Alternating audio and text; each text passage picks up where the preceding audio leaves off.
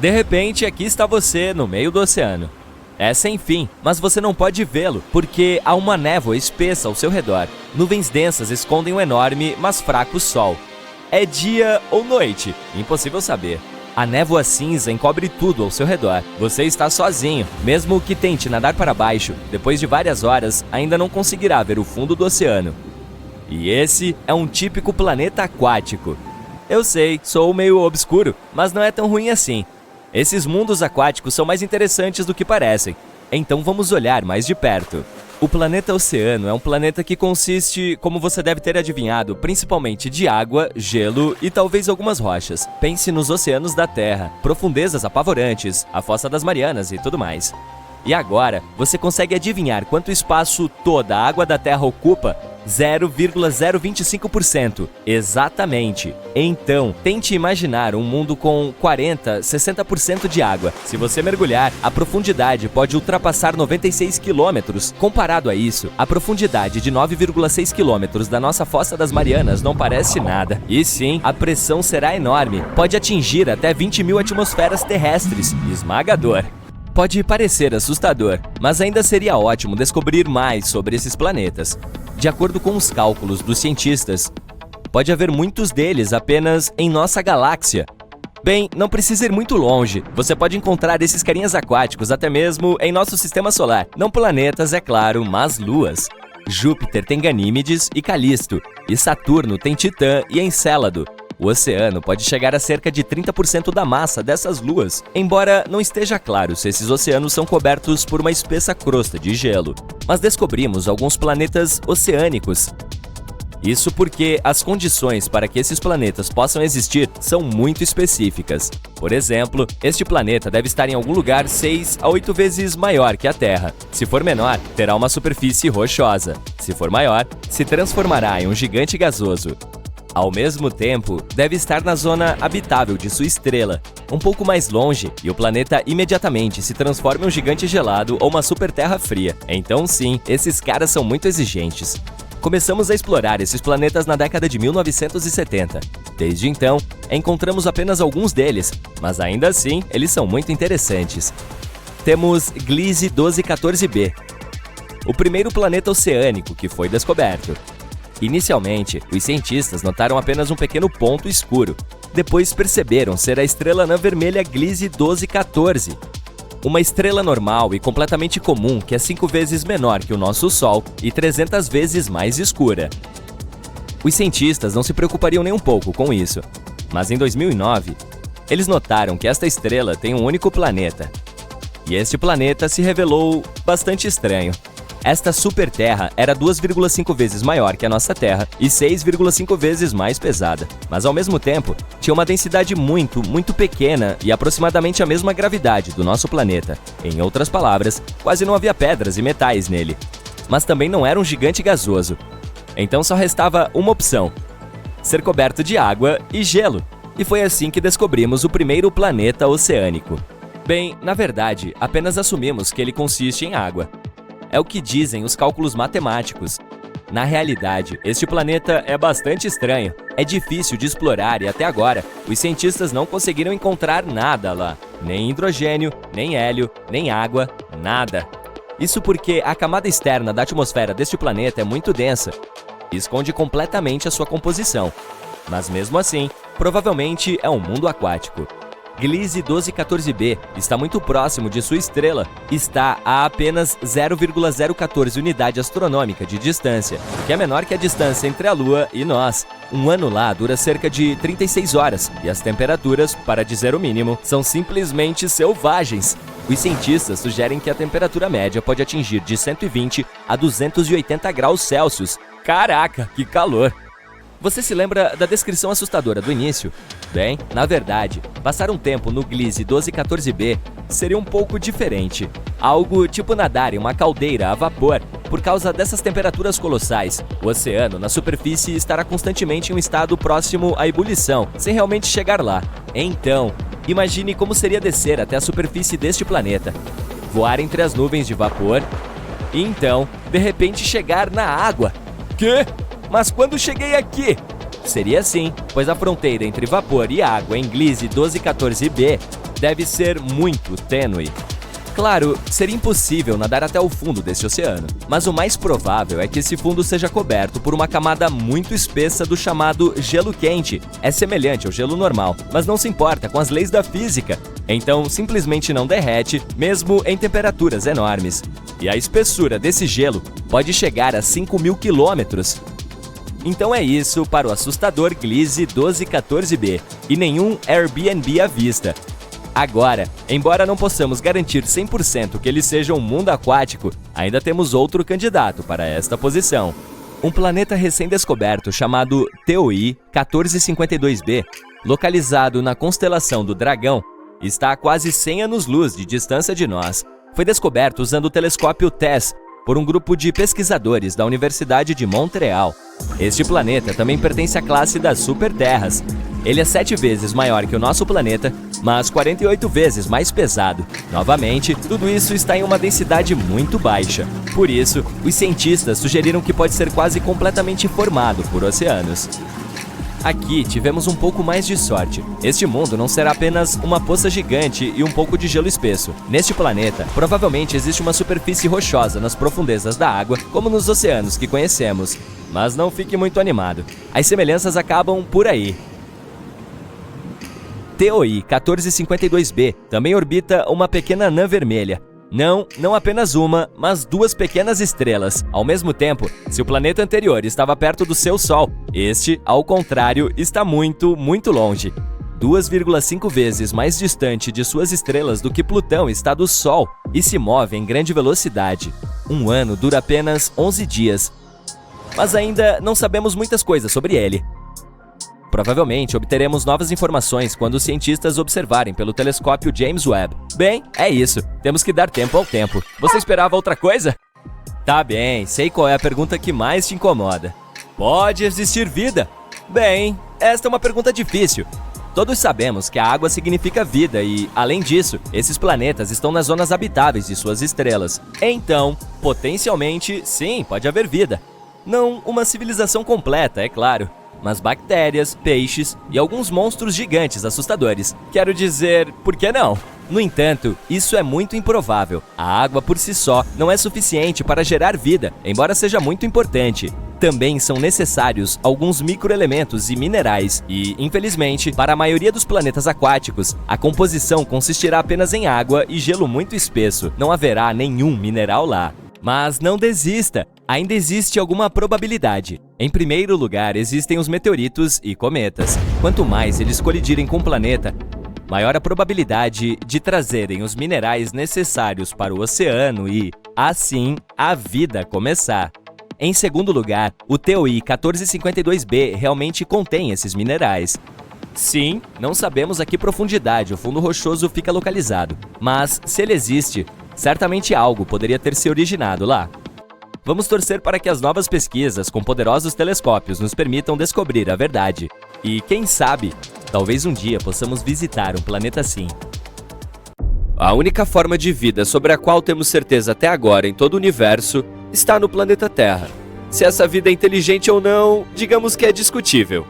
Mas, de qualquer forma, não surpreende que estejamos incansavelmente procurando vida em outros planetas. Até agora, descobrimos mais de 4.000 deles. Mas o que é ainda mais incrível, a NASA compilou uma nova lista de 24 planetas que não são apenas semelhantes à Terra, eles são melhores. As condições neles são tão boas que são mais confortáveis do que aqui. Então, vamos examinar alguns. KOI 5715.01. Este mundo maravilhoso fica na constelação de Cygnus. E por que é tão maravilhoso? Bom, o nosso Sol é uma anã amarela. E desculpe, Sol, mesmo que você não seja ruim em sustentar a vida, existem algumas estrelas que podem fazer isso ainda melhor. Nada pessoal. O KOI 5715.01 orbita perto de uma anã laranja, que é um tipo um pouco menor que o nosso astro-rei, e tem luminosidade um pouco menor. Mas isso não significa viver em completa escuridão. Na verdade, se o planeta for encontrado mais perto do Sol e tiver uma atmosfera mais espessa, ele pode até ter mais claridade e ser mais colorido do que a Terra. O nosso Sol tem uma vida útil muito curta. No momento, ainda restam entre 7 e 8 bilhões de anos, um pouco mais do que a idade da Terra.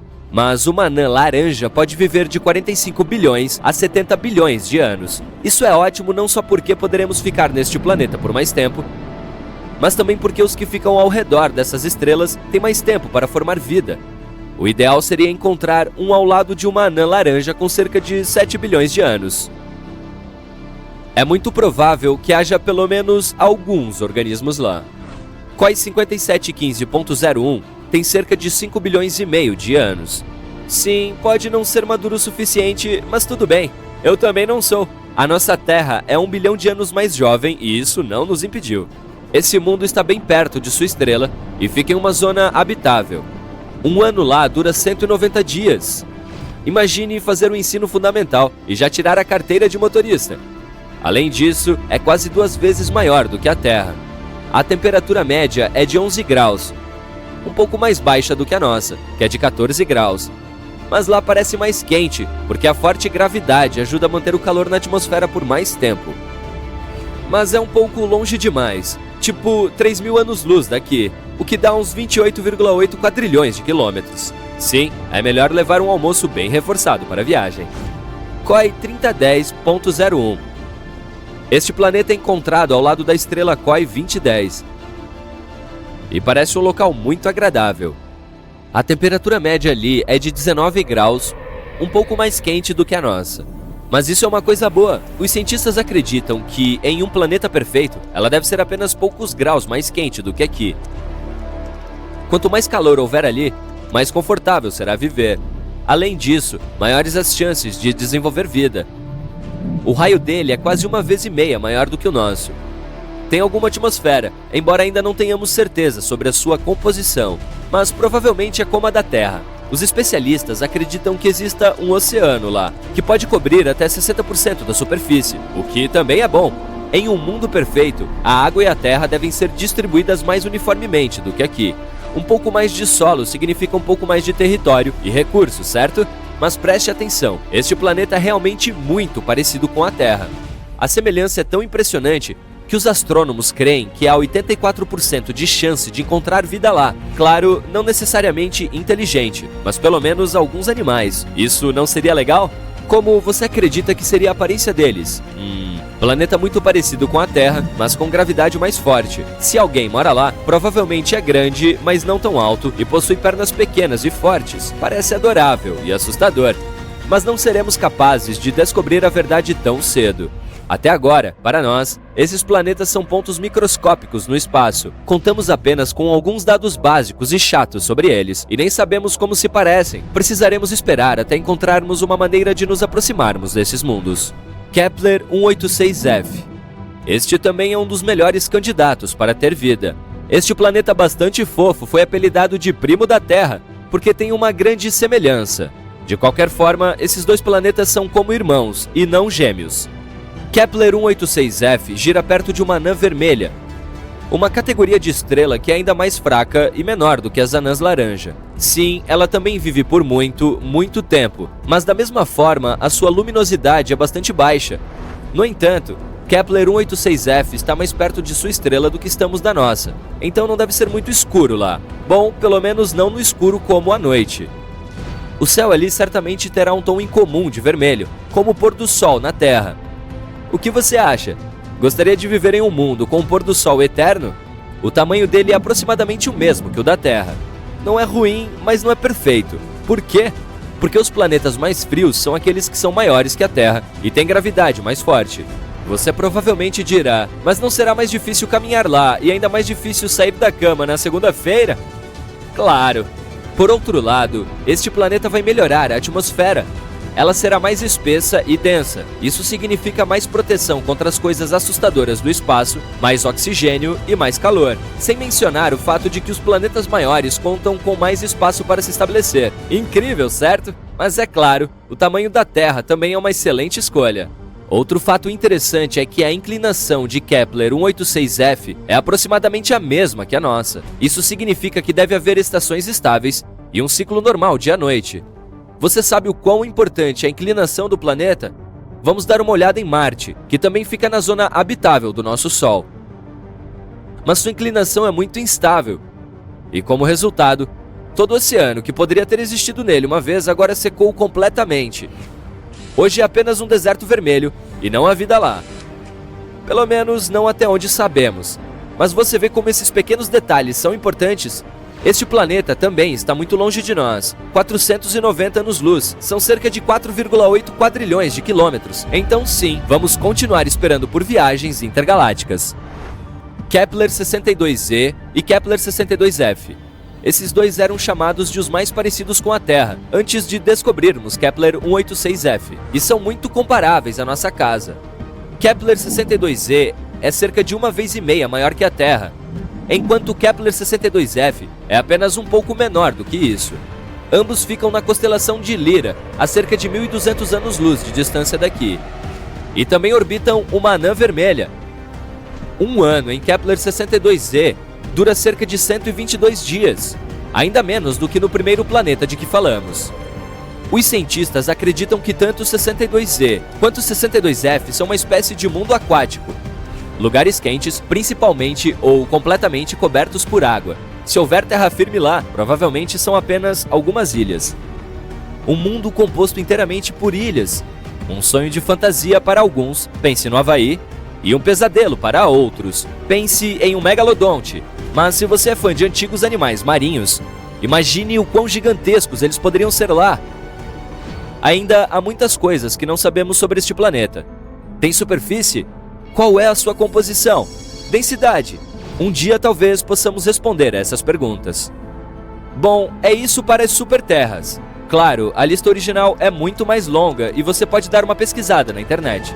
O mais importante sobre tudo isso é que estes são os planetas que são melhores do que a Terra. Mas também conhecemos milhares de outros exoplanetas que são próximos o suficiente do nosso. E as chances são de que alguns deles tenham pelo menos alguma forma de vida. Mas eles estão muito, muito longe, então não temos como verificar isso agora. Talvez no futuro encontremos algumas criaturas incríveis em muitos deles. Extremamente quente e incrivelmente rápido. Sim, sou eu. Oh, espere, você quer dizer a coisa do espaço? Certo. Bom, primeiro eles descobriram o PEG 51, um exoplaneta que orbita uma estrela semelhante à nossa.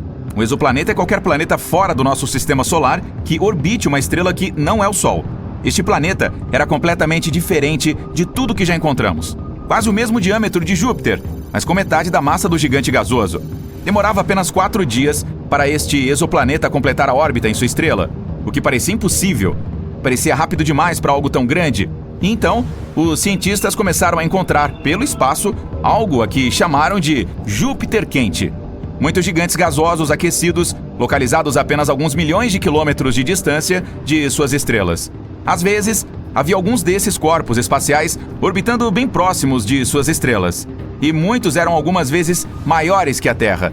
Os sistemas solares, onde foram encontrados os Júpiteres quentes, não são como o nosso. Temos um sistema simples com planetas rochosos menores por dentro e gigantes gasosos por fora. E quase todos eles orbitam pacificamente o Sol, cada um em sua trajetória. Tudo está em ordem. Quando uma estrela está no estágio inicial de sua formação, ela cria um disco de gases, detritos e poeira ao seu redor. Essa estrutura é chamada de disco de acreção. Esses gases são lentamente puxados para dentro da estrela devido às suas forças gravitacionais. Isso leva a uma espécie de redemoinho estelar. As partes externas do disco são mais densas em gás do que o centro.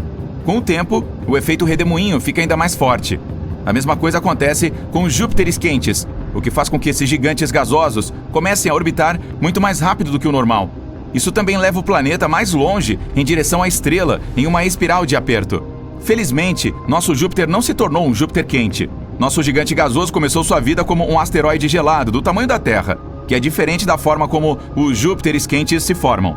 Durante o tempo em que estava se formando, Júpiter estava distante do Sol cerca de 4 vezes mais do que está hoje, em algum lugar entre Urano e Netuno.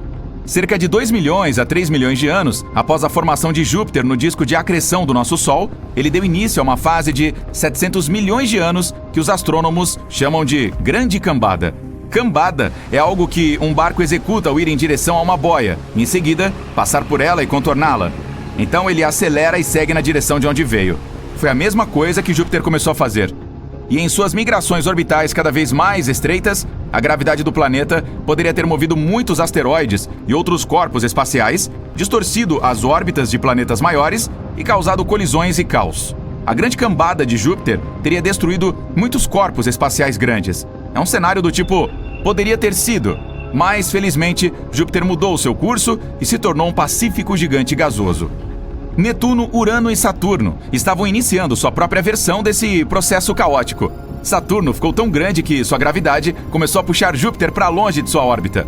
Mas depois de algum tempo, as órbitas desses gigantes gasosos travaram. Então, os dois planetas conseguiram eliminar os gases restantes entre eles. E como esses gases eram um tipo de combustível para as migrações dos planetas, Júpiter e Saturno puderam finalmente se estabelecer nas órbitas estáveis que conhecemos hoje. Júpiter ainda pode lançar 1 ou 2 asteroides gelados nos planetas internos de vez em quando.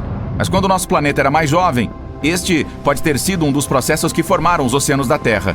No entanto, Júpiter está muito mais calmo atualmente. As forças gravitacionais de Saturno moderaram a situação e agora o mantêm sob controle. Agora Júpiter é nosso protetor. Tem 2,5 vezes a massa de outros planetas do nosso sistema solar combinados. É uma espécie de escudo gravitacional orbitando ao redor da parte interna do sistema solar. Júpiter redireciona os destroços e asteroides para longe dos planetas internos, Mercúrio, Vênus, Terra e Marte, mantendo-nos todos em segurança. Por causa disso, a Terra sempre foi protegida. Portanto, nosso planeta teve tempo suficiente para desenvolver formas de vida complexas e não foi destruído por asteroides, Júpiteres quentes ou outros corpos espaciais. Júpiter não foi o único planeta que poderia ter colidido com a Terra. Os cientistas acham que Mercúrio pode ter se envolvido em um acidente com o nosso planeta. Mercúrio é o planeta mais interno do nosso sistema solar. É o mais próximo do Sol e o menor planeta que existe, e também fica cada vez menor. Hoje em dia, seu diâmetro é cerca de 14 quilômetros menor em comparação com seu tamanho de 4 bilhões de anos atrás. Os cientistas acham que isso pode estar acontecendo porque seu núcleo é feito de ferro, e esse ferro está esfriando e se solidificando, o que aos poucos vai reduzindo o tamanho do planeta. Mercúrio é o planeta com o maior número de crateras no nosso sistema solar. Sua atmosfera é muito fina, então não há nada para manter o planeta protegido de meteoros. A maior cratera na superfície de Mercúrio tem pelo menos 1.550 quilômetros de diâmetro. Poderia conter a Europa Ocidental, da Alemanha até Portugal. O objeto que formou tal cratera deveria ter pelo menos 100 quilômetros de comprimento. Com todas essas crateras, Mercúrio se parece com a nossa Lua. Ele orbita o Sol mais rápido do que os outros planetas. Então, um ano em Mercúrio dura cerca de 88 dias terrestres. Isso significa comemorar um aniversário a cada 3 meses ou até com mais frequência. Ao mesmo tempo, o planeta gira tão lentamente que um dia em Mercúrio dura quase 59 dias terrestres. Um longo tempo para esperar para ir para a cama. Há um pedaço de Mercúrio no nosso planeta. Em 2012, um meteorito verde foi encontrado em uma feira de rua no Marrocos. Os cientistas estudaram sua composição e concluíram que poderia ser de Mercúrio. Mercúrio não tem luas próprias devido ao seu tamanho pequeno e gravidade fraca. Além disso, o planeta está muito perto do Sol. A propósito, o único outro planeta sem luas no nosso sistema solar é Vênus. Mercúrio tem uma crosta realmente fina, como uma boa pizza. Uma das teorias da formação do planeta afirma que houve uma grande colisão em que o planeta perdeu a maior parte da sua crosta. Também poderia ter movido Mercúrio de seu local original. Não seria incomum. Os gigantes gasosos no nosso sistema solar também não se formaram no local onde estão hoje. Mercúrio também tem uma órbita excêntrica, o que significa que pode ter sido expulso de sua órbita anterior e movido para uma nova. Os cientistas também acham que Mercúrio pode ter colidido com a Terra primitiva.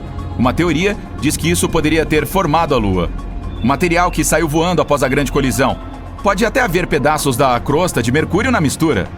Os exoplanetas Kepler 107b e Kepler 107c são um par de planetas que orbitam uma estrela semelhante ao nosso Sol no sistema Kepler 107.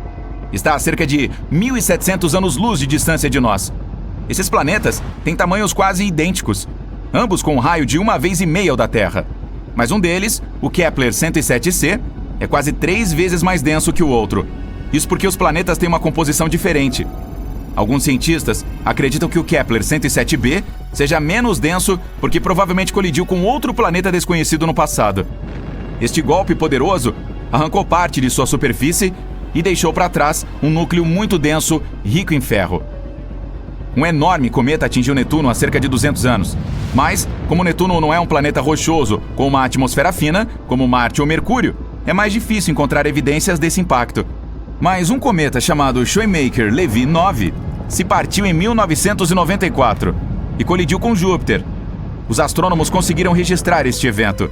Isso os ajudou a aprender mais sobre os elementos e moléculas que as colisões deixaram na atmosfera de Júpiter. Essa informação ajudou os cientistas a perceber que a quantidade de monóxido de carbono nas camadas superiores da atmosfera de Netuno é maior do que nas inferiores.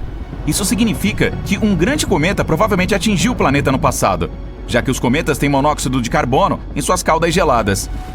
Algo enorme se chocou contra Urano também, mudando o planeta para sempre.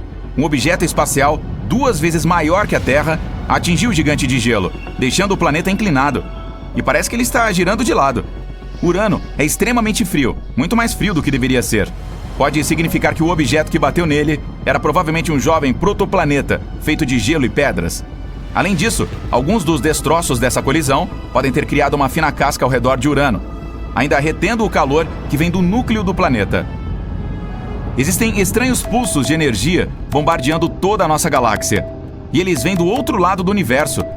Na última década, os cientistas observaram flashes bizarros de luz vindo em direção ao nosso planeta.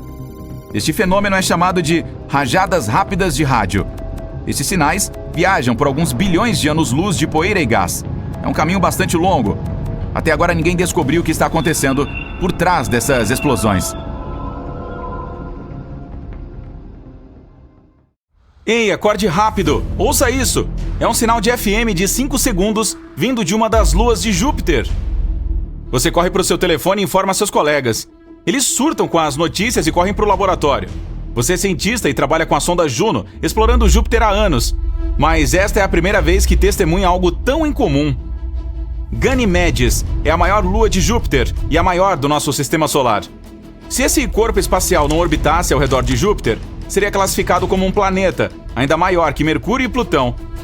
O que faz esta lua se destacar entre as outras é o fato de ter seu próprio campo magnético. Ganymedes nasceu há cerca de 4 bilhões e meio de anos. Isso significa que é tão antiga quanto Júpiter. Com o tamanho de um planeta, leva 7 dias terrestres para orbitar o seu. Todos se reúnem no laboratório, esperando pacientemente que você toque a gravação do sinal que vem do espaço. Seus colegas começam a tentar descobrir qual a origem desse som misterioso. Cerca de 40% da superfície de Ganymedes é escura, com crateras espalhadas ao redor, e 60% é clara. Existem informações que provavelmente foram causadas por atividade tectônica ou liberação de água vinda debaixo da superfície. Os cientistas conseguiram descobrir uma fina camada de oxigênio presa na atmosfera da Lua. As temperaturas lá são extremamente baixas, entre menos 110 e menos 130 graus. Não há muitas informações sobre como a Lua se comporta ou quais elementos químicos se escondem em seu interior. Alguns dos seus colegas tentam criar as mesmas condições que existiam quando o som foi transmitido. Por horas, eles ficam sentados esperando, mas nada. Talvez tenha sido um acaso. Você chega ao sistema de controle e ativa a espaçonave Juno. O ponto principal dessa missão é observar a gravidade de Júpiter, os campos magnéticos, a atmosfera e a evolução do planeta. A propósito, também há algumas evidências de que a maior lua de Júpiter também está evoluindo. Por ter um campo magnético ao seu redor, auroras surgem o tempo todo. Elas são gases brilhantes circulando os polos norte e sul do satélite. Se existisse vida num lugar assim, provavelmente estaria no fundo do oceano extremamente salgado de Ganymedes. Por muito tempo, os cientistas pensaram que o Sol era um componente crucial para o início da vida. Mas agora sabemos que existem organismos que vivem nas profundezas dos oceanos e passam muito bem sem luz solar. Os oceanos no nosso planeta estão colaborando com algumas das criaturas mais bizarras de todas as formas e tamanhos. Os lírios do mar vivem a cerca de 3.000 metros abaixo d'água. Eles têm esse nome porque se parecem com flores, porém não são plantas e sim animais. Não se deixe enganar pelos caules e folhas, que são partes do corpo equipadas com terminações nervosas para detectar comida ao redor. Os tubarões duendes são provavelmente alguns dos tubarões de aparência mais esquisita que vivem no fundo do oceano. Eles podem crescer até 3,5 metros de comprimento e têm um focinho muito incomum. Agora olhe para o tamboril. Ele tem uma bolha bioluminescente na cabeça para atrair a presa e navegar pelo fundo do oceano escuro. É como uma lanterna natural que nunca precisa de pilhas novas. No entanto, apenas as fêmeas são equipadas com ela. O peixe-bolha é outro animal bizarro que vive lá embaixo. Ele habita os oceanos Atlântico, Pacífico e Índico, 2.700 metros abaixo da superfície. De qualquer forma, mesmo que você tenha pedido a todos que mantivessem a notícia confidencial, de alguma forma ela vazou para a mídia e se tornou a mais nova tendência. Você recebe uma ligação de uma emissora de notícias. Eles dizem que querem entrevistá-lo sobre essa descoberta que pode provar que existe vida no espaço sideral. No dia seguinte, vai até a emissora para falar sobre a sua descoberta. Há todo um público no estúdio observando ao vivo cada movimento seu, enquanto você estende a mão para pegar seu copo d'água. A equipe se apressa em fazer alguns ajustes de última hora antes de entrar no ar ao vivo. O maquiador dá algumas pinceladas finais. O engenheiro de som lhe pede para testar seu microfone mais uma vez. Vários dos produtores estão sentados nos assentos da frente. Luzes brilhantes estão inundando o estúdio. A contagem regressiva começa. 3, 2, 1 e... O anfitrião o apresenta e lhe pede para explicar o que ouviu. Você conta sobre a sonda espacial Juno orbitando Júpiter. Depois de algumas perguntas, o anfitrião finalmente faz a pergunta mais temida. Será que o som misterioso está vindo de outra civilização? Todos se inclinam esperando sua resposta. Você congela sem saber o que dizer. Mesmo que a pressão esmagadora no fundo do oceano seja 1000 vezes mais forte do que ao nível do mar, ainda existe vida lá. As algas, consideradas uma iguaria no mundo oceânico, estão fora do menu das criaturas do fundo do mar devido à falta de luz solar. Em vez disso, muitos desses habitantes das profundezas têm que comer as sobras que chegam lá das camadas superiores do oceano. As temperaturas congelantes e a pressão intensa alteraram as células dessas criaturas. Isso as tornou mais resistentes do que os peixes comuns. As bactérias estavam desenvolvendo suas próprias formas de sobrevivência. Estudos mostram que elas se alimentam de certos gases e produtos químicos, como o enxofre e dióxido de carbono. O metano e o hidrogênio são liberados quando as placas tectônicas se movem umas contra as outras, e algumas dessas bactérias se alimentam desses gases também. Os tardígrados, também conhecidos como ursos d'água, são criaturas microscópicas que podem viver e se desenvolver em condições extremas. Você pode encontrá-los em vulcões, geleiras congeladas e até mesmo no vazio do espaço, o que significa que algumas formas de vida podem realmente existir em Ganimedes. Você explica isso para o seu público. Em seguida menciona que não tem informações suficientes para determinar se foi outra civilização ou um fenômeno natural que produziu o som. Isso não significa que o fundo dos oceanos gelados de Ganimedes não esteja colaborando com suas próprias criaturas bizarras e estranhas. Pode haver algumas bestas lendárias como o Kraken ou o Leviatã lá, ou um estranho peixe brilhante com 2 cabeças, ou ainda com tentáculos e uma grande barbatana, caranguejos gigantes. As bactérias podem ser tão variadas quanto as nossas. As plantas, se houver, precisam ser fortes o suficiente para sobreviver a temperaturas abaixo de 0. Os animais da maior lua de Júpiter podem ser tão grandes quanto nossas baleias azuis, ou tão minúsculos quanto o plâncton. Após a entrevista, você volta ao laboratório para examinar as gravações mais uma vez. No caminho para casa, vê cartazes com sua imagem e legendas como "Não estamos sós? Ei, você se tornou uma celebridade. Muitas pessoas tiram fotos suas. Outras emissoras o chamam para dar mais entrevistas. Algumas revistas científicas até querem colocá-lo na capa como a pessoa do ano. Cada vez que vai para o trabalho, espera que o som apareça novamente, mas nada. Você envia um sinal da sonda Juno, tentando fazer algum tipo de contato com o que quer que produza o som, nada. Naquela noite apaga na sua mesa mais uma vez. Um momento eureka o acorda no meio da noite. Pode ser que tenha algo que você tenha perdido? Então, faz os cálculos novamente e percebe que a resposta estava na sua frente o tempo todo. Não foi outra civilização que produziu o som. A fonte foram os elétrons. Cada planeta produz seu próprio som. Ele se forma quando partículas carregadas do vento solar e da magnetosfera do planeta interagem umas com as outras. Foi o que aconteceu em Ganimedes. Os elétrons no seu campo magnético, onde a sonda captou o sinal, estavam agindo de forma mais estranha do que o normal. E isso amplificou algumas frequências irregulares. Você fica constrangido e passa o resto da noite dando telefonemas, contando as novidades para sua equipe. A emissora que o entrevistou divulga um comunicado. Eles explicam que outras civilizações não estão tentando nos contatar. Você se recosta em sua mesa, esperando a próxima grande coisa acontecer. Europa é outra das luas de Júpiter que pode ter vida. Ela é formada por um núcleo de ferro, um manto e um oceano salgado, com o dobro do volume de todos os oceanos da Terra. E assim como Ganimedes, o oceano se encontra sob uma crosta de gelo de água. Os cientistas afirmam que pode até haver vulcões ativos lá. E algumas bactérias existentes podem viver ali também. Com água suficiente, certos produtos químicos e uma fonte de energia, Europa poderia produzir vida. Mas é improvável que encontremos algo além de minúsculos micróbios. Imagine sair da sua espaçonave e pisar na superfície da Lua. Sob seus pés, o chão é coberto com um material fino que parece pó. Isso é poeira lunar. Você olha em volta e respira ar fresco. O cheiro é muito diferente do ar da Terra, mas ainda é bom. Infelizmente, este é um cenário altamente improvável. E uma das razões é que a Lua quase não tem atmosfera. O satélite natural da Terra é muito pequeno, tem menos de 2% da massa do nosso planeta. É por isso que não tem um campo magnético forte o suficiente para manter uma atmosfera. Mas mesmo que a Lua tivesse uma, os ventos solares a afastariam imediatamente. Mas se você pudesse visitar a Lua 3 ou 4 bilhões de anos atrás, veria uma imagem muito diferente. Naquela época, nosso satélite provavelmente tinha uma atmosfera. Ela se formou no período em que grandes erupções vulcânicas estavam agitando o satélite. Os gases se espalharam por toda a superfície, e isso aconteceu tão rápido que eles nem tiveram tempo suficiente para escapar para o espaço. Naquela época, a superfície lunar era coberta de bacias cheias de basalto vulcânico. Imaginem, gigantescas nuvens de magma voando alto no ar, caindo no chão, formando córregos de lava. Foi assim que as bacias de basalto surgiram na superfície lunar. Em dado momento, cientistas analisaram as amostras trazidas da Lua. Eles descobriram que os córregos de lava continham não apenas monóxido de carbono e enxofre, mas também o elemento fundamental, que é a água. Graças a essas amostras, os pesquisadores conseguiram calcular a quantidade de gás que subiu e formou a atmosfera. Ela ficou mais espessa há cerca de 3,5 bilhões de anos e existiu por aproximadamente 70 milhões de anos.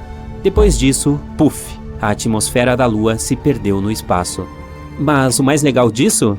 Quando a Lua tinha uma atmosfera, o satélite estava de 3 a 10 vezes mais próximo do nosso planeta. Uma simulação no computador até sugeriu que a Lua estava provavelmente até 19 vezes mais próxima do que está agora. A distância entre ela e o nosso planeta poderia ser de 30 mil quilômetros, enquanto atualmente está a cerca de 390 mil quilômetros de distância.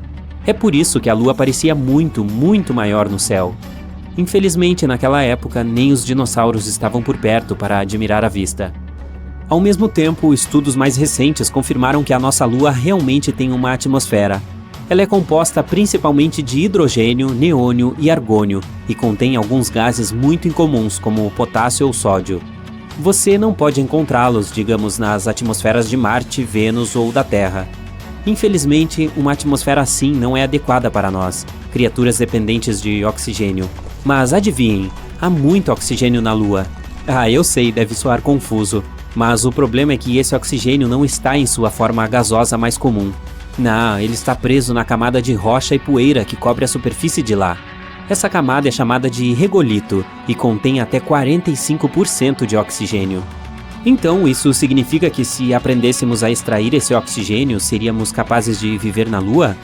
Não tão rápido. O oxigênio nessas rochas está fortemente ligado aos minerais. E para separar esses componentes, precisaríamos de toneladas de energia e equipamentos especiais. Mas se conseguíssemos iniciar esse processo, a Lua teria bastante oxigênio. Existe uma teoria de que a Lua pode ter se formado durante uma colisão entre a Terra e outro planeta. Este planeta deve ter sido menor, do tamanho de Marte. Isso provavelmente aconteceu cerca de 4,5 bilhões de anos atrás. Outra teoria afirma que a Lua costumava ser um asteroide, ou algum outro corpo errante. Ela se formou em algum outro lugar do Sistema Solar e, quando passava pela Terra, foi apanhada pela gravidade do nosso planeta. Outros especialistas pensam que em algum momento no passado, a Terra estava girando tão rápido que parte de seu material se desprendeu e logo começou a orbitar o nosso planeta. Foi assim que a Lua apareceu no nosso céu. E a teoria menos empolgante afirma que o satélite natural da Terra pode simplesmente ter surgido junto com a Terra durante a formação do nosso planeta. Atualmente, a Lua é o quinto maior satélite natural do Sistema Solar.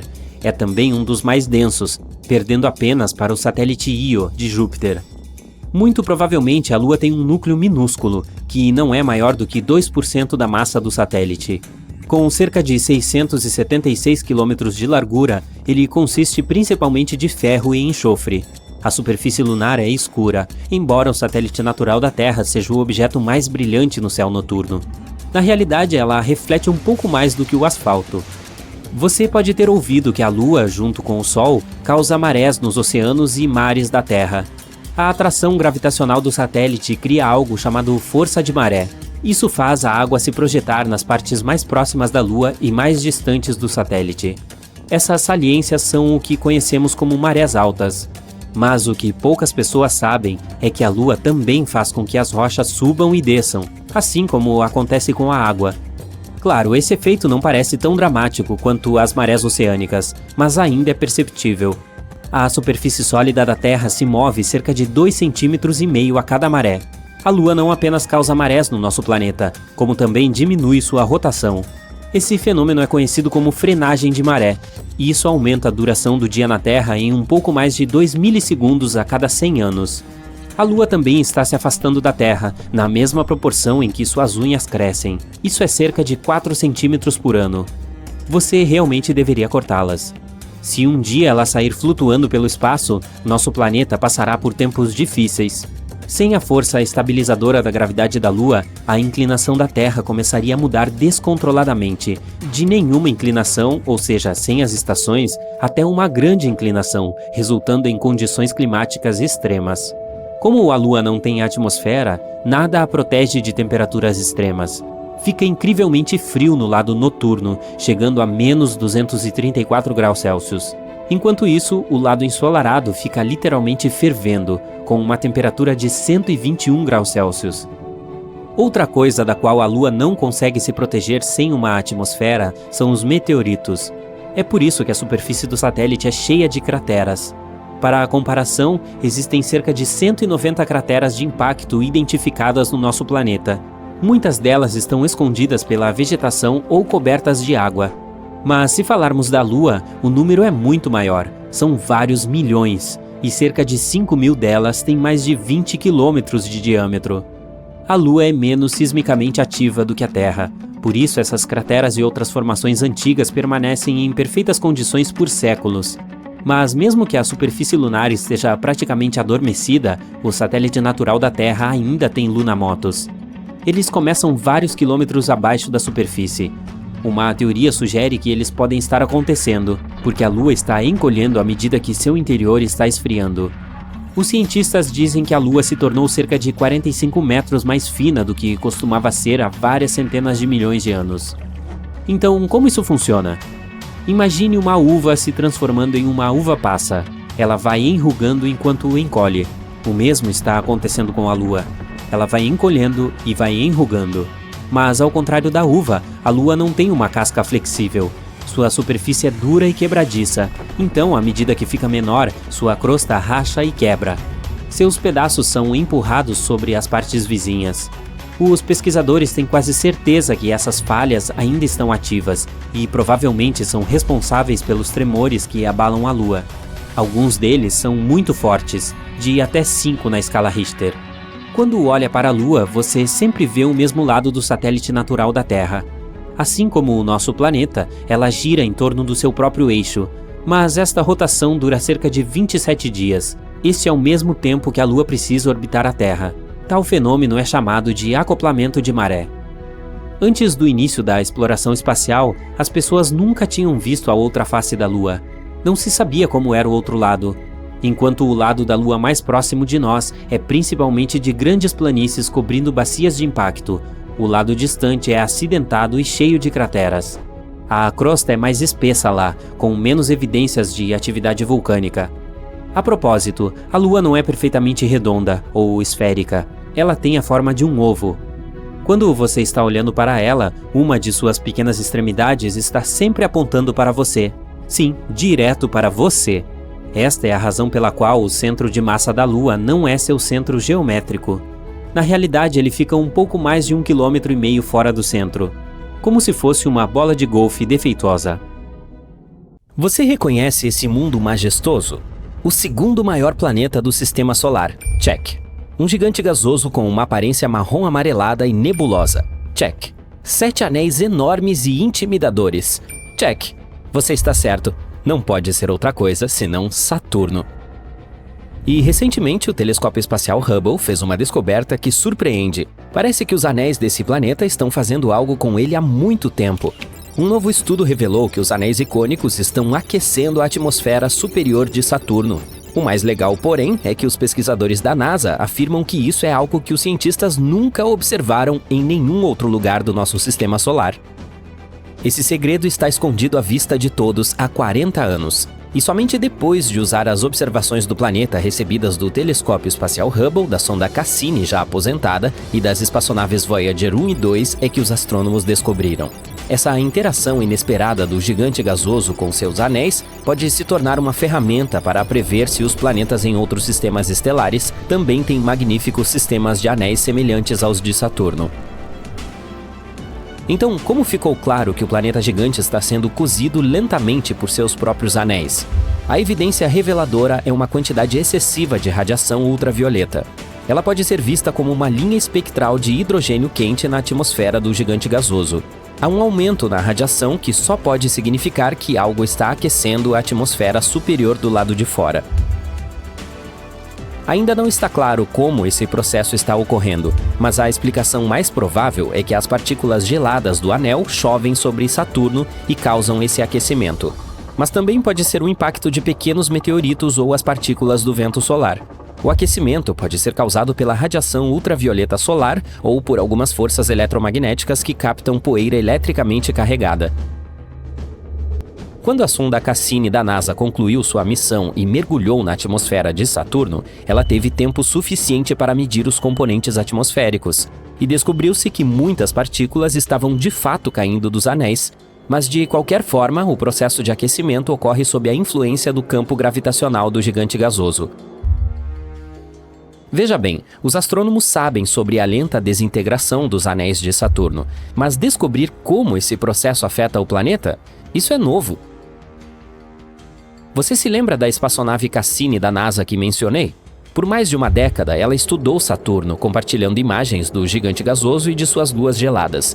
Ela nos levou a mundos maravilhosos, onde rios de metano corriam para mares de metano e jatos de gás e gelo lançavam material para o espaço. Essa mesma Cassini também estudou a magnetosfera de Saturno.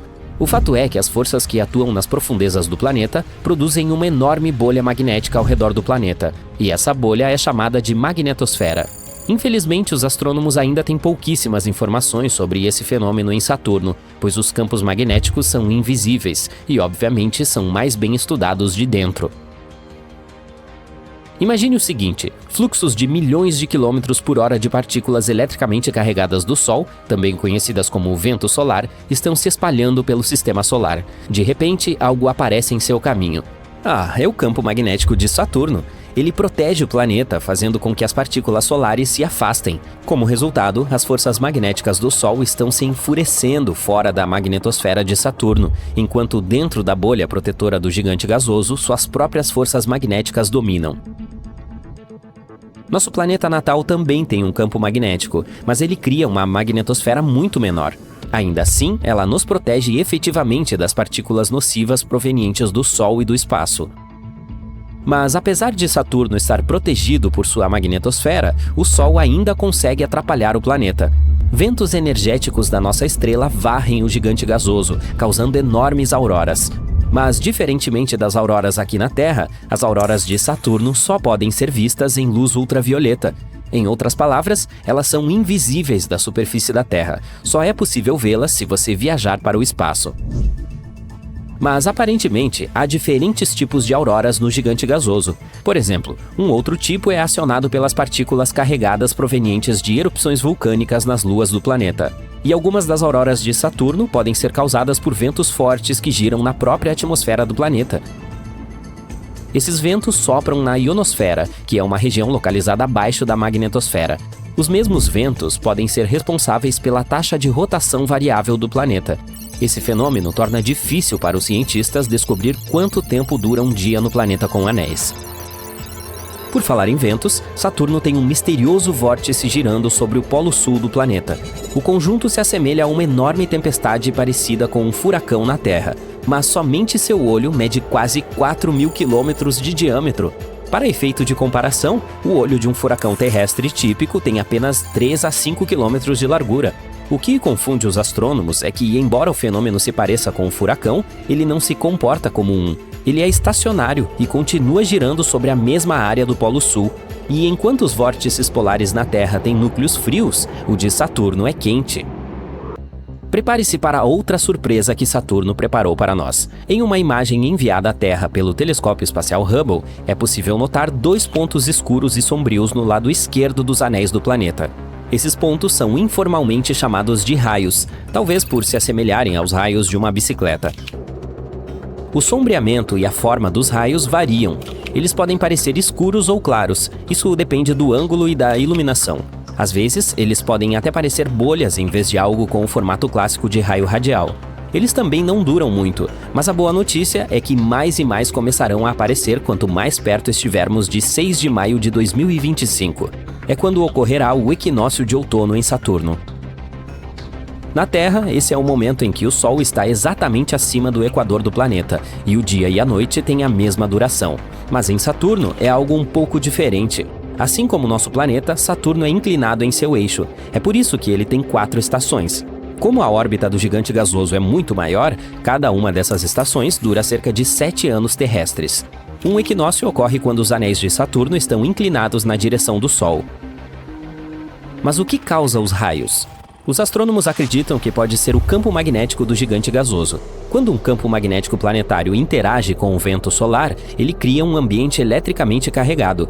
Como já sabemos, na Terra isso resulta nas luzes do norte, também chamadas de aurora boreal.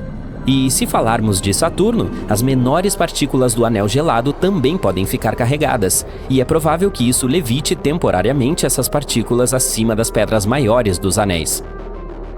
Pela primeira vez, os raios nos anéis de Saturno foram vistos pela missão Voyager da NASA. Isso aconteceu no início da década de 1980.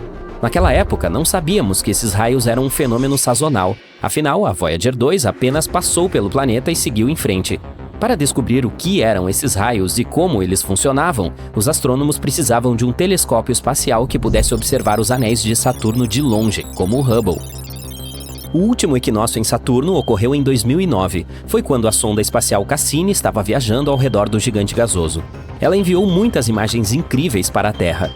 Ela conseguiu provar rapidamente que os raios não eram causados por interações gravitacionais com Saturno ou pela influência das luas do gigante gasoso ou de pequenas luas que formam os anéis do planeta. Foi no ano de 2005 que a Cassini confirmou que os raios estavam relacionados ao campo magnético de Saturno. E embora essa missão tenha sido concluída em 2017, agora o Hubble continua monitorando a longo prazo as mudanças em Saturno e ao redor dele. Apesar de todas as observações, os astrônomos ainda não conseguem prever o início e a duração da temporada de raios. Felizmente, os anéis proeminentes de Saturno são um laboratório perfeito para estudar esse fenômeno, porque embora outros gigantes gasosos do Sistema Solar também tenham anéis, eles não são tão visíveis. E os cientistas não sabem se os raios ocorrem nesses planetas. Nosso universo está cheio de coisas incríveis e aterrorizantes. Você já sabe sobre quasares, buracos negros, matéria escura e assim por diante. Mas e os horrores do espaço dos quais nunca ouvimos falar? Você gostaria de visitar os mundos mais bizarros do universo? E não fui eu que fiz essa lista, mas a própria NASA. Bem-vindo à Galáxia dos Horrores, a incrível coleção de Halloween da NASA. Por favor, junte-se a mim em uma jornada para alguns planetas e me diga qual deles você considera o mais horrível. Aperte o cinto. Nosso primeiro destino é um gigante de gás chamado TRES-2b. Está localizado a 750 anos-luz de nós. Se usássemos uma espaçonave normal, levaríamos cerca de 10 milhões de anos para chegar lá. O TRES-2b orbita uma anã amarela, uma estrela semelhante ao nosso Sol. Também pesa cerca de 1,5 vezes mais que Júpiter. Então, o que há de tão especial nisso? Bem, se você tem medo do escuro, certamente não vai querer visitar esse lugar. é o planeta da noite eterna, o mais escuro de todos os planetas conhecidos por nós. Mas ele não fica tão longe de sua estrela, então por que isso acontece? O fato é que a superfície do TRS-2b reflete a luz ainda menos que o carvão. Por causa disso, parece não haver luz alguma. Se você estivesse voando pela superfície deste planeta, seria como andar com uma venda nos olhos. Oh, espere, na verdade há alguma luz. Um misterioso brilho vermelho profundo envolve a superfície do planeta. Este brilho é criado pela atmosfera ardente, o que torna o TRS-2b um planeta abrasador. O ar lá é ainda mais quente que lava. Ah, mas se você acha isso ruim, deixa eu te mostrar o próximo lugar da nossa jornada de terror. A NASA não estava de brincadeira ao apelidar este. Agora não estamos falando apenas de um planeta, mas de 3 ao mesmo tempo. Eles também ficam bem longe de nós, 2.300 anos-luz do Sol. Poderíamos chegar lá em cerca de 35 milhões de anos. Todos os planetas estão na constelação de Virgem, e cada um é extremamente leve, muito mais leve que a Terra. Esses 3 exoplanetas são chamados de Poltergeist, Draugr, Phobetor. Nomes legais, hein? É porque cada um deles está prestes a se tornar um fantasma. Olha só, eles não giram em torno de uma estrela, mas em torno de um pulsar. Os pulsares são estrelas de nêutrons rotativas com um campo magnético extremamente poderoso. Em palavras simples, são as estrelas que um dia explodiram. Após a explosão, elas geralmente emitem um pulso tão poderoso que faz com que a estrela gire a uma velocidade inimaginável, vários milhares de rotações por segundo. Ao mesmo tempo, elas constantemente emitem impulsos eletromagnéticos que afetam tudo ao seu redor. Então, você provavelmente já adivinhou o que está acontecendo com nossos planetas zumbis. Eles estão lenta e gradualmente sendo destruídos sob a influência gigantesca da radiação. Um dia vão desaparecer sem deixar rastro. Planetas fantasmas orbitando uma estrela morta-viva? Sim, mundo zumbi é um nome apropriado. Também não é de surpreender que os cientistas tenham apelidado esse pulsar de Lich, apesar do longo nome oficial. Bem, pelo menos esses caras estão juntos em sua derradeira dança. Este planeta tem um nome longo, então tenha paciência comigo. HD 189733b. Esse gigante gasoso fica a 65 anos-luz de distância de nós. Levaria cerca de 1 milhão de anos para chegar lá em uma nave espacial. HD, este planeta é um pouco mais massivo que Júpiter e orbita sozinho sua estrela, uma anã laranja. À primeira vista, pode parecer amigável, uma agradável cor azul e ondas na superfície. Meio que lembra um céu de verão ou espuma nas ondas do mar, certo? Oh, as aparências enganam muito, meu amigo. Esse planeta tem uma agradável cor azul cobalto devido à sua atmosfera nebulosa e queimada, que contém silicatos que condensam quando aquecidos. Em outras palavras, as nuvens deste planeta têm chuva de vidro. Sim, chove cacos de vidro quente aqui. Ah, e se isso não for suficiente, há um vento furioso na superfície, que se move a uma velocidade de 8.690 km por hora. Apenas para comparar, o vento mais rápido da Terra chegou a 408 km por hora, cerca de 20 vezes mais fraco. E por isso centenas de milhares de cacos de vidro correm horizontalmente pela superfície do planeta a uma velocidade vertiginosa. Eu realmente não invejo ninguém que tente pousar lá. Aliás, esse não é o único caso de chuvas estranhas em nosso universo. Por exemplo, chove ferro fundido no planeta Dimidium. Também podemos falar dos chamados planetas de carbono. Sua existência ainda não foi comprovada, mas se existirem, haveria toneladas de nuvens negras e venenosas, e choveria gasolina pura e asfalto líquido quente. Ah, e também gotas de chuva explodiriam ao tocar a superfície. Ei, nada de especial. Esse milagre cósmico é chamado COI 55b ou Kepler 70b. Um planeta que está muito longe de nós, 4.000 anos-luz. Levaríamos cerca de 70 milhões de anos em uma nave espacial. É 2 vezes mais leve que a Terra e faz um giro completo em torno de sua estrela em apenas algumas horas. Há muito tempo, era um planeta comum, semelhante à Terra, do tamanho de Júpiter, e estava orbitando tranquila e calmamente sua estrela anã vermelha, COI 55. Mas tudo mudou cerca de 700 milhões de anos atrás. Talvez você já tenha ouvido falar que em alguns bilhões de anos, nosso Sol começará a se expandir em uma enorme estrela, absorvendo tudo em seu caminho? Pois esse é o destino das anãs vermelhas. Mais cedo ou mais tarde, elas aumentam, transformando-se em gigantes azuis incrivelmente quentes. A mesma coisa aconteceu com o COI 55. Essa estrela começou a aumentar de tamanho e a aquecer, transformando-se gradualmente em uma gigante azul branca. Estava pronta para devorar os planetas mais próximos. A vida dentro de sua estrela transformou o COI 55b em uma pedra redonda em brasa. É um dos planetas mais quentes que descobrimos até agora. A temperatura nele chega a 6.650 graus Celsius. É mais quente que o Sol, que é, deixe-me lembrá-lo, uma estrela. E por algum motivo ainda está vivo, e vive como se nada tivesse acontecido. Infelizmente, mais cedo ou mais tarde, o planeta desaparecerá de qualquer maneira. Ele está evaporando lentamente devido à atmosfera incandescente, mas ainda assim, de alguma forma, conseguiu sobreviver à jornada através da estrela, o que não é típico dos planetas, para dizer o mínimo. Eu invejo essa força de vontade. No entanto, nem todos os planetas têm tanta sorte. Alguns estão sendo gradualmente destruídos por suas estrelas, e existe até um sistema inteiro entre eles. WASP-12b. Este último planeta é um triste solitário. Está localizado a 870 anos-luz de nós. A viagem até lá levaria cerca de 25 milhões de anos. Ele é cerca de 1,5 vezes mais massivo que Júpiter. É um planeta muito triste e escuro. Um gigante gasoso condenado, muito semelhante a Júpiter quente, e orbita sozinho a sua estrela. Ao mesmo tempo, está localizado tão perto de sua estrela que seu período orbital leva apenas um dia. É claro que, devido a essa proximidade, a estrela gradualmente absorve o WASP-2b. O calor escaldante da estrela está lentamente destruindo e devorando a atmosfera do planeta. O planeta tem apenas cerca de 10 milhões de anos restantes.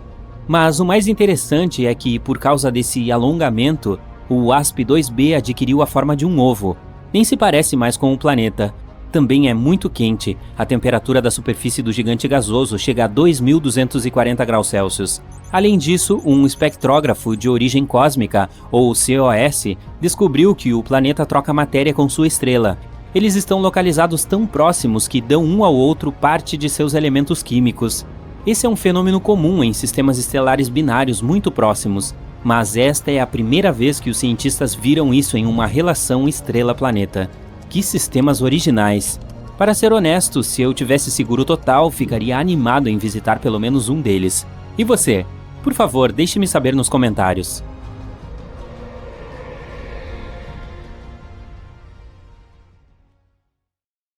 O telescópio espacial Hubble foi colocado em uma órbita baixa da Terra em 1990. Se você pensar bem, ele teve mais de 30 anos de experiência observando vários objetos espaciais. Foi nomeado em homenagem ao astrônomo Edwin Hubble e foi construído pela NASA. Também faz parte de um grupo de dispositivos chamados de Grandes Observatórios da NASA, junto com o Observatório de Raios Gama Compton, o Observatório de Raios X Chandra e o Telescópio Espacial Spitzer. O telescópio espacial Hubble foi construído para explorar o universo e responder a algumas de suas maiores questões, como a maneira como as galáxias se formam e evoluem e como o próprio universo mudou ao longo do tempo. O telescópio fez várias descobertas importantes, inclusive fornecendo evidências da existência da matéria escura e ajudando a determinar a taxa de expansão do universo. Uma das imagens mais famosas tiradas pelo telescópio espacial Hubble são os Pilares da Criação. É uma foto de uma região da nebulosa da Águia onde nascem novas estrelas. A foto, tirada em 1995, mostra enormes pilares de gás e poeira elevando-se acima da nebulosa. Tornou-se uma das imagens mais icônicas do universo. O telescópio espacial Hubble continua operando e fazendo importantes descobertas científicas, apesar de algumas dificuldades técnicas iniciais. Em 1993, foi descoberto um problema no espelho principal do telescópio, que afetou sua capacidade de focalizar a luz corretamente. Uma missão de reparo foi enviada ao telescópio em 1994 para corrigir o problema, e desde então o telescópio continuou a funcionar perfeitamente. Uma das descobertas mais interessantes feitas por esse incrível telescópio é realmente muito recente. Um relatório baseado nos dados do telescópio espacial Hubble mostra que há um leve brilho no espaço ao redor do sistema solar que não pode ser explicado por nada que saibamos existir. Como ainda não descobriram a fonte, os astrônomos chamam esse brilho misterioso de luz fantasma. Sabemos que essa luz não vem de estrelas ou galáxias próximas ao sistema solar, nem vem da poeira no plano do sistema solar. Os pesquisadores não têm certeza de qual é a fonte da luz, mas acham que podem ser pequenas partículas de poeira e gelo deixadas por cometas. Mas é apenas uma teoria que não foi confirmada. Quando estudamos o universo, frequentemente encontramos coisas brilhantes como planetas, estrelas e galáxias. Mas de vez em quando descobrimos alguma luz vindo de lugares onde não esperávamos vê-la, como entre os planetas. Essa luz pode estar vindo das profundezas do nosso sistema solar e pode ser um novo fenômeno que não foi estudado antes. Em outras palavras, pode haver algo no centro de nossa galáxia que produz muita luz. A nave espacial Voyager 1 também capturou imagens mostrando muita luz vinda da borda do nosso sistema solar. Como não percebemos isso até agora? Bem, porque a maior parte da luz nas fotos tiradas pelo telescópio Hubble vem de coisas próximas à Terra. Mas as pessoas geralmente ignoram essa luz porque estão interessadas em coisas como estrelas e galáxias que estão mais distantes. Na verdade, nunca examinamos de perto a quantidade de luz no universo e de onde ela vem. Os cientistas têm usado o Hubble para encontrar galáxias fracas que podem ter sido perdidas antes e que podem ser a fonte desse brilho fraco. Eles descobriram que não existem galáxias suficientes para explicar a luz extra no céu. Não é muita luz, é como o brilho de 10 vagalumes, mas isso não a torna menos importante. Mostra que podemos estar perdendo alguma coisa. Vejamos outras descobertas importantes que fizemos com a ajuda do Hubble, como a matéria escura, que não podemos ver, mas sabemos que existe por causa de seu efeito na gravidade. Ela representa cerca de 23% do universo. Observando como isso afeta a luz, o telescópio Hubble ajudou a fazer mapas 3D de onde está a matéria escura. Esses mapas mostram que a matéria escura parece estar ficando mais grumosa com o tempo, o que significa que ela se comporta de maneira muito semelhante à gravidade. O telescópio Hubble também descobriu 2 luas em torno de Plutão, chamadas Nix e Hydra, e estudou a mudança da superfície do planeta anão. Além disso, foi encontrada a massa do planeta Eris, que é maior que Plutão. Isso ajudou os cientistas a perceber que pode haver objetos semelhantes no cinturão de Kuiper, uma região fora do nosso sistema solar. Isso levou Plutão a ser reclassificado como um planeta anão. Outras observações desses objetos distantes podem nos ajudar a entender a evolução do nosso sistema solar. Explosões de raios gama são as mais poderosas do universo, e por muito tempo ninguém sabia de onde vinham. O Hubble nos ajudou a descobrir que essas explosões ocorreram em galáxias com muitas estrelas e poucos elementos pesados, o que sugere que as explosões de raios gama acontecem quando grandes estrelas colapsam em buracos negros. Essas galáxias têm muitas estrelas grandes que se desintegram rapidamente, e as estrelas de lá não têm muito material pesado, então podem se transformar em buracos negros. Em 1994, o cometa Shoemaker-Levy 9 colidiu com Júpiter. O Hubble capturou todo o evento em detalhes como um jornalista habilidoso. O impacto quebrou o cometa em vários pedaços pequenos, o que resultou em outras 21 colisões visíveis. O maior impacto criou uma bola de fogo e uma mancha escura na superfície de Júpiter. As observações do Hubble não apenas despertaram o interesse público nos impactos cósmicos, mas também forneceram novos insights sobre a atmosfera de Júpiter. Para avançar com nossa lista de descobertas feitas pelo telescópio Hubble, precisamos falar também sobre buracos negros. Eles são pontos no espaço onde a gravidade tem tanta força que nem a luz consegue escapar dela. A gravidade se torna tão forte que a matéria fica exprimida em um espaço muito pequeno. Sabemos que isso pode acontecer quando uma estrela, como o Sol, se aproxima do fim de sua vida. No início de sua vida, o hidrogênio de uma estrela inflama em seu núcleo denso e quente. Por causa da gravidade, ele tenta atrair sua própria massa para um ponto minúsculo. Contanto que tenha a energia gerada pela fusão do hidrogênio, ela também faz o movimento contrário, empurrando a energia para fora. Se olharmos dessa forma, a vida de uma estrela depende de um delicado equilíbrio entre essas forças, que pode durar milhões ou até bilhões de anos. Uma vez esgotada essa energia, a única força que resta é a da gravidade. Então, algumas estrelas se tornam buracos negros. Como a própria luz não pode escapar de sua atração, não podemos visualizar os buracos negros. Para o olho humano, eles são invisíveis. Precisamos de ferramentas especiais e telescópios únicos para nos ajudar a localizá-los no universo. O Hubble descobriu que a maioria das galáxias com uma protuberância central de estrelas provavelmente tem buracos negros supermassivos. Também notou uma forte conexão entre os tamanhos desses buracos negros e suas galáxias hospedeiras, o que pode nos ajudar a entender como o universo mudou ao longo do tempo. Mas o que é um buraco negro supermassivo? Você pode perguntar. Vá em frente, pergunte. Bom, é um buraco negro muito grande normalmente encontrado no centro de uma galáxia. É milhões ou mesmo bilhões de vezes mais massivo que o Sol. Esses buracos negros são tão poderosos que podem engolir estrelas e até galáxias inteiras. Os cientistas ainda estão explorando esses objetos misteriosos, mas acreditam que eles desempenham um papel crucial na formação e evolução das galáxias. Antes do Hubble, não sabíamos realmente quantos anos tinha o universo. Muitas vezes essa dúvida levava a estranhos paradoxos, como aquele em que as estrelas descobertas pelos astrônomos eram mais velhas que o próprio universo. Mas ao descobrir a taxa aproximada na qual o universo está se expandindo, o Hubble nos ajudou a diminuir sua idade, cerca de 13,75 bilhões de anos. Tentar descobrir a idade exata do universo é uma questão importante, porque a maioria dos astrônomos pensa que o universo não existe desde sempre, mas apareceu em uma bola de fogo muito quente e densa chamada Big Bang. Eu não estava por perto para saber.